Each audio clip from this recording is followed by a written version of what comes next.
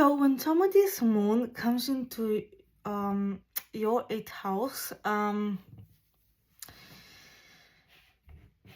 the eighth house is going to go through tremendous stages of very, I want to say the eighth house, the house person is going to go through multiple tremendous stages of chaos when where they're gonna feel all kinds of emotions. The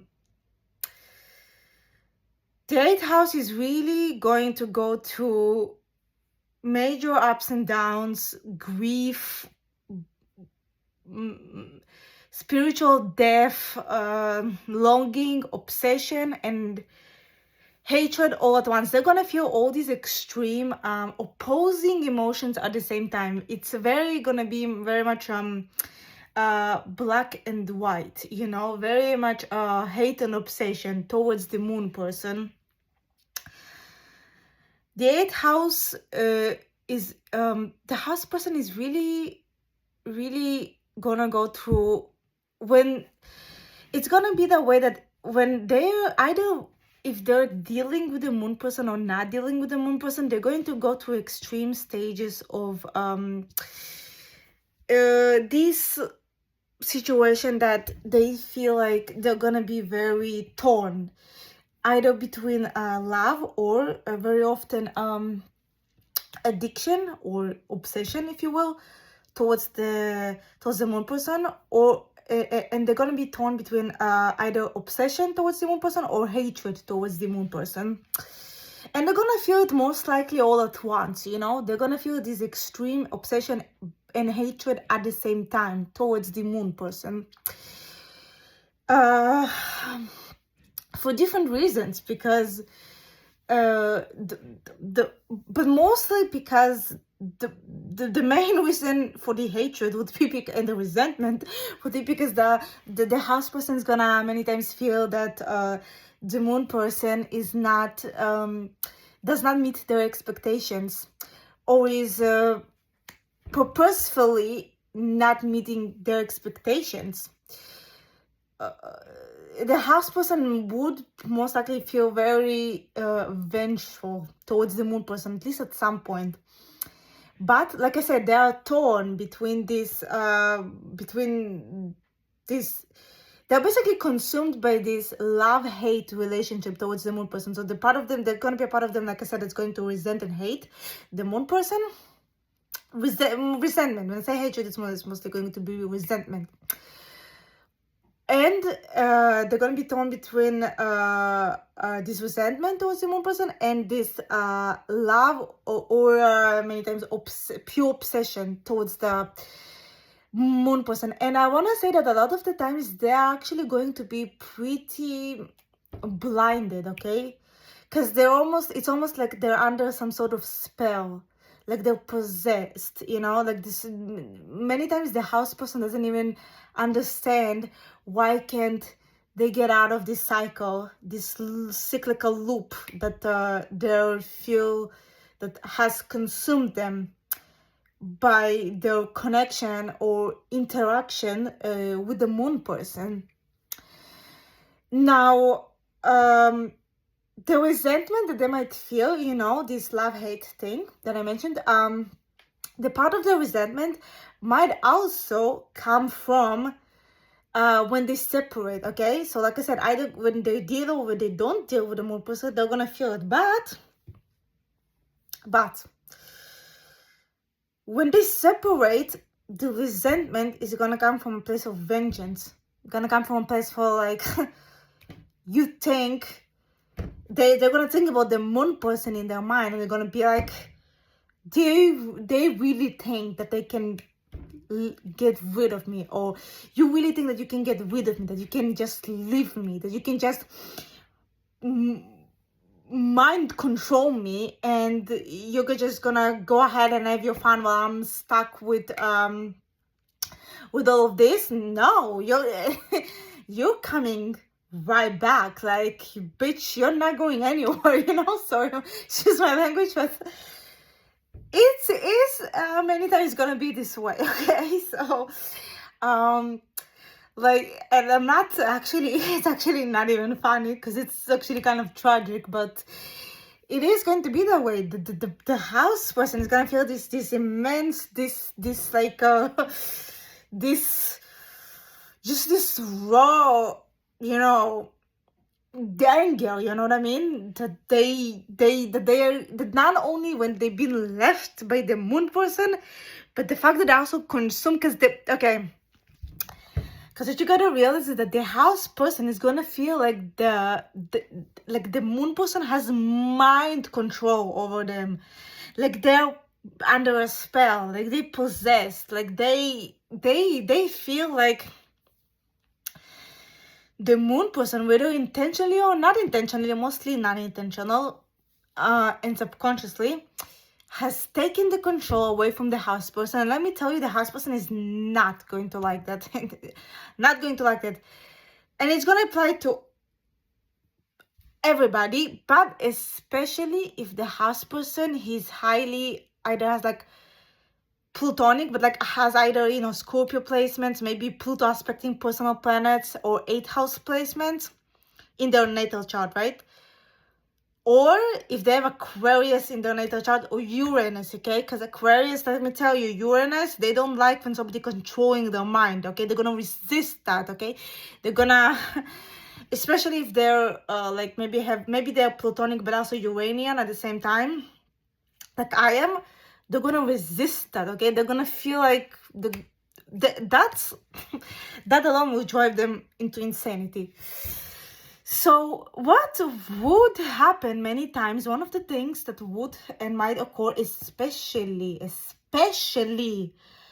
the house person is a female, let me tell you, the house person might be so consumed by the moon person, okay, that they're not going to be able to go about their lives without seeing the moon person's face in their mind, okay? They're gonna think about the moon person when they go to sleep. They're gonna wake up thinking about them. When I say thinking, I mean like they're seeing them in their mind. It's like the photograph of this, the face of the moon person is never leaving their mind, okay? It's like a permanent mark. So what might happen if the house person is a female, okay, and the moon person is a man, heterosexual, right? The house person might go to, eventually might find herself in the place when she's gonna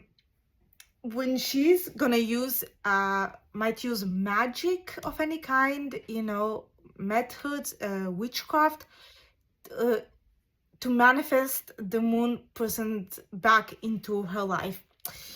Like, you know, this whole love spell thing, when a woman does a love spell to get the man back, this, you wanna see if they have a moon in the 8th house synastry, because some people might have never gotten into it until they had a connection with moon in the 8th house, especially romantic sexual connection, and that might have got them into it. It could be a man too. I want to say, especially if it's a female, the house person or the moon person, but could be a man too. There could be a man too. There are men out there who are doing that, and I'm not gonna be surprised if their 8th house synastry with the woman, they're gonna do a love spell.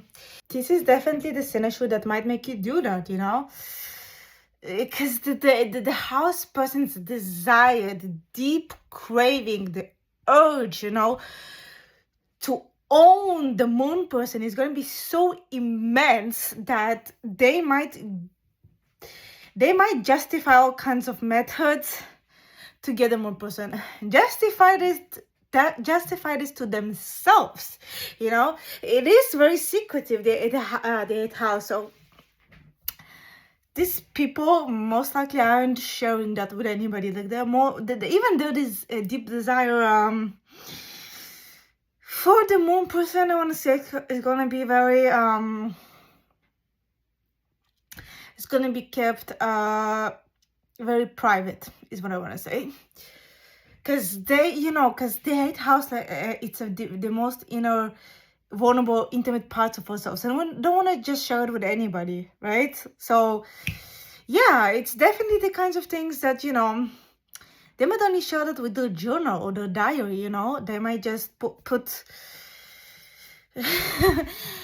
they might just put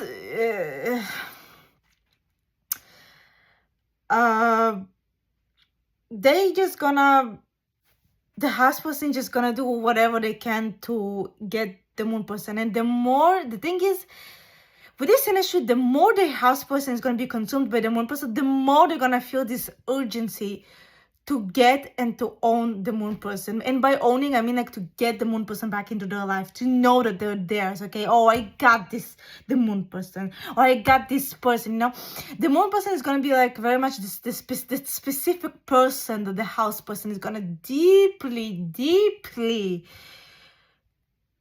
desire, you know, urgently feeling like there's a really this sense of urgency, this deep sense of urgency.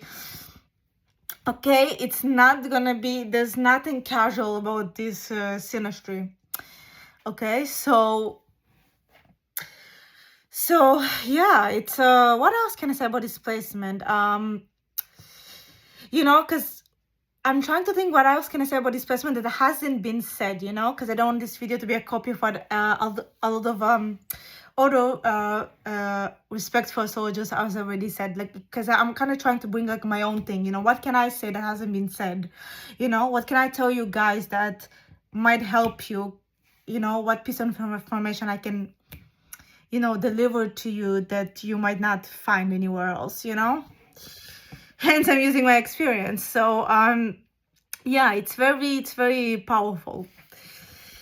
But yeah, so I do recommend being careful, you know. Be careful not getting into the whole witchcraft business with this synastry, because it might, you know,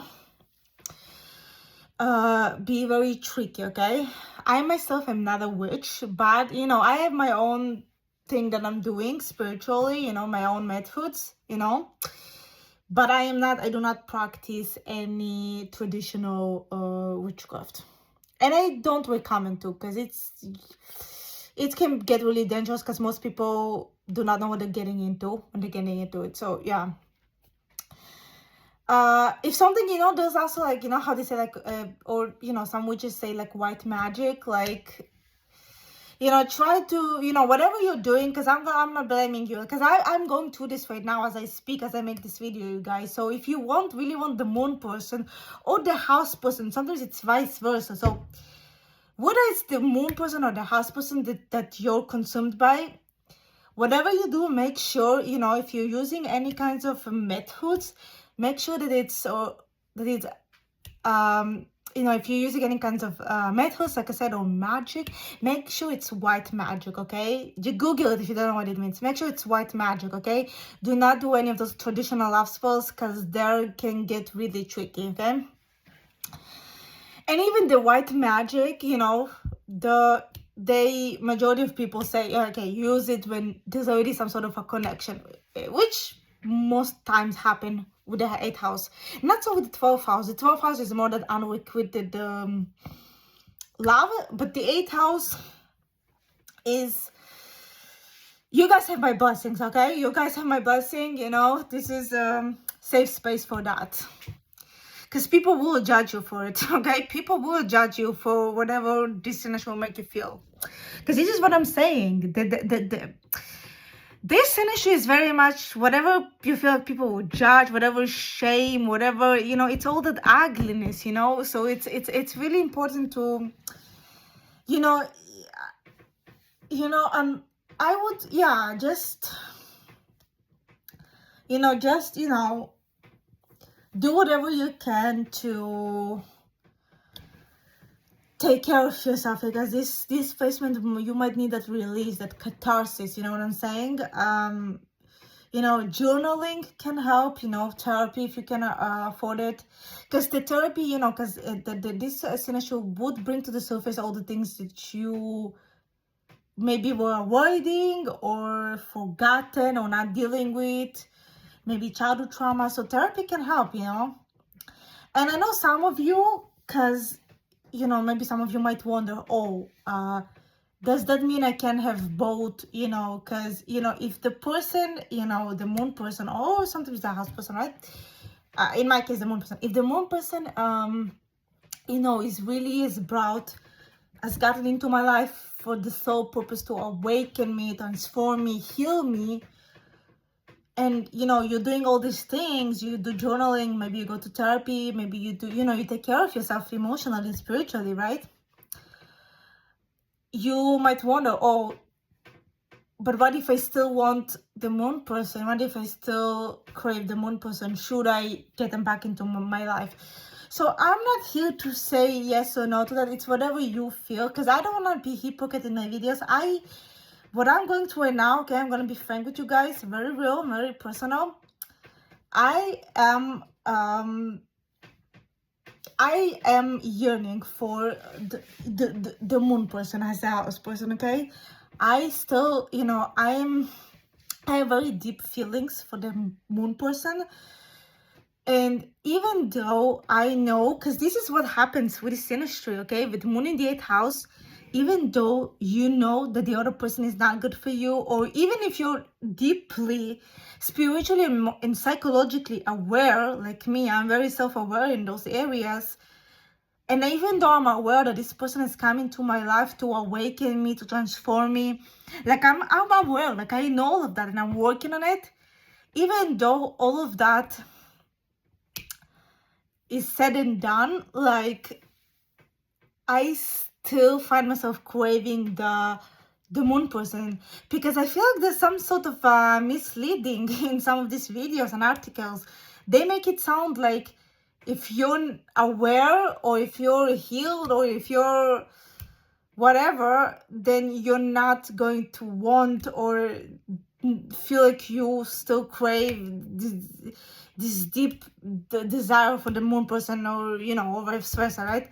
They make it sound like that, and I don't like it, because I don't find it to be the truth. Okay, so I don't find it to be the truth in my case, and I've seen other cases that it was not the truth. So it just doesn't work like that, okay? The moon, you know, the house person is still gonna crave the moon person, okay? I am very aware and evolved spiritually and emotionally. I've done a lot of self-work, a lot of shadow work, and still doing. But it doesn't mean I stopped craving the moon person, because I didn't. I still have deep feelings for. And a lot of it has to do with the awakening. Because in my case, the moon person has awakened me, sexually, romantically. He's just awakened me. He awakened the parts of me that were asleep, you know, and that part is also contributing to me craving the person, the moon person back, because you don't feel this all the time, you know. Who else gonna make you feel like that? Because that's kind of rare, you know. So it's almost like the house person can talk to other people, but still deeply crave the moon person, and you're gonna see them all the time in your mind. You're gonna look at you. It's almost like this constant, like like I said, you're under a spell. You always see them, okay? You look at the tree, you see that there's this really like this feeling of being in love, I want to say, but I would argue that many times, not in all times, of course some people are married in this aspect, so not all the time, but in many times, like such as myself, I don't even necessarily think that it's love that the house person is feeling. I just think it's awakening. Okay, it's awakening. Yes, you do have deep feelings for the moon person, but really you're awakened by this person. Well, that's what really it is, and that's what I mean. That you really guys want to listen to me when I tell you this, because I'm very evolved. I actually know what I'm talking about, okay? So listen to me when I'm saying this, okay? What you're feeling, you know, when you think of the house of the moon person, you know, you might feel, oh, you might even wonder, oh, is this love? Or you might even feel like you're in love, because when you saw the moon person at first, you felt like it was love at first sight, you know, like this, you know, fatal attraction, right? Fatal attraction, very much moon in that house industry. But really what it is, you guys, it's awakening, okay? Whatever needed to be awakened inside you was awakened by the moon person, okay? The moon person came into your life to awaken you, okay? It's the spirit within, okay? Now, in my case, I'm not only aware of that, but I'm aware what has awakened in me, okay?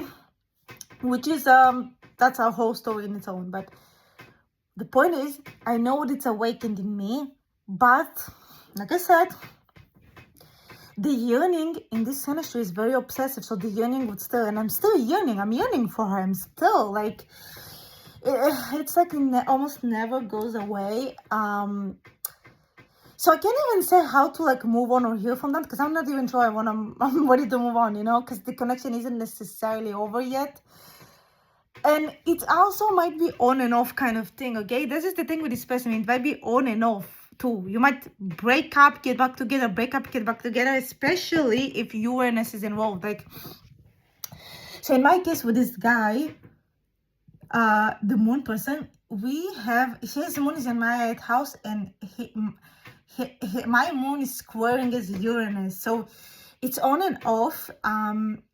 And I'm kind of like aware that he's coming back. I'm not like, you know, like could be any day now. I don't know when, but like I'm aware, like even though I'm aware, like he's coming back, it's almost like not even the issue whether he's gonna come back or not. Because in this case, the issue, like in my case, the issue is like, what do I do when he's come back? Because like I said, you're gonna be torn. It's gonna part of you that is gonna want to let go of the person, because you understand that you need to let go of the person, because the person, the moon person, has served its purpose into your life whatever reason they came to. They have served their purpose, and now you need to let them go. And you're going to be aware of that. Many times you're going to be aware of that. But what happens is that the other part of you is going to crave for them still nonetheless. And you're going to be torn between the two. And I am torn between the two. So, you know, I have no idea what I'm going to do with him when he boomerangs back around, you know, as so often happens with Uranus. But, you know, yeah, it's just, it creates complicated scenarios. So, I don't know. I feel like if you guys like need like tips to like how to move on, I don't think I'm the right person to ask. Because even though I'm at some point, because like I said, it's gonna be make a breakup. It's gonna be like that without Uranus, but Uranus is gonna even more enforce it. Like in my case with this guy. But what I would say that in my case, we already actually broken up once, almost a year ago. And it was so traumatic. I get PTSD sometimes thinking about it. I experienced the worst spiritual death I've experienced in years, okay? And I thought, that's it, like, that's it. Until he came back. And when he came back, it was like a transformation on its own. Because I want to say it wasn't like too unpredictable for me. It wasn't a complete surprise when he came back, because I actually had a dream of him coming back and so much more. That dream is a whole story. It's like a whole movie. But because of the dream and the feeling that I felt that he was going to come back a month prior, right? It was exactly a month prior that I had the dream that I knew was going to come back. What gave me the transformation is not a surprise that he came back, but because of the information that I got delivered. You know, he has told me things that completely kind of took my rebirth and my spiritual death when we first broke up, and kind of shifted it. Kind of like, I don't even know how to explain it, but it was sort of like, I want to say that was like the healing. That was like,